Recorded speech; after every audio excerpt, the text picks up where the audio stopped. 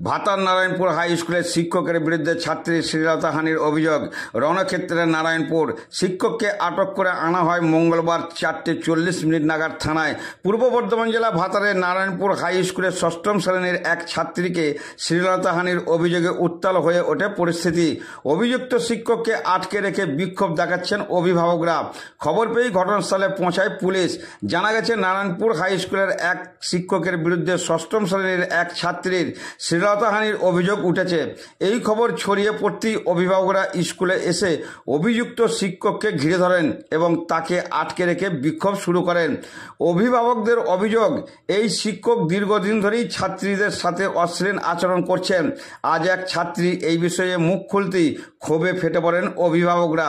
ঘটনার জেরে স্কুল চত্বরে তীব্র উত্তেজনার সৃষ্টি হয়েছে। পরিস্থিতি নিয়ন্ত্রণে আনতে ঘটনাস্থলে পৌঁছেছে ভাতার থানার পুলিশ। পুলিশ অভিযুক্ত শিক্ষককে জনতার রোষ থেকে উদ্ধার করার চেষ্টা করছে এবং অভিভাবকদের সাথে কথা বলে পরিস্থিতি শান্ত করার চেষ্টা করে।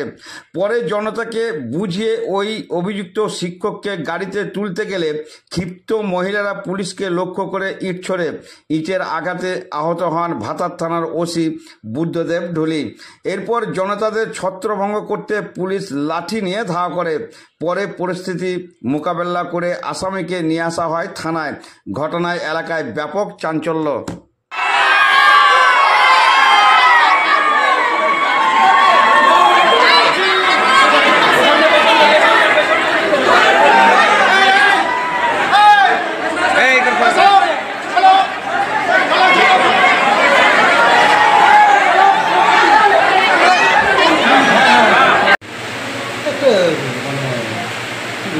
বাজে ঘটনা ঘটেছে, একজন মাস্টারমশাই ঘটিয়েছে বলে অভিযোগ।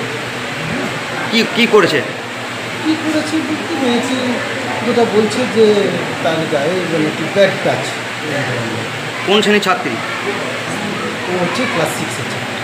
এর আগেও আমাদের শিক্ষিকাকে জানিয়েছে, তখন কিন্তু শিক্ষিকারা একটা হুমকি দিয়েছে বাচ্চাটাকে।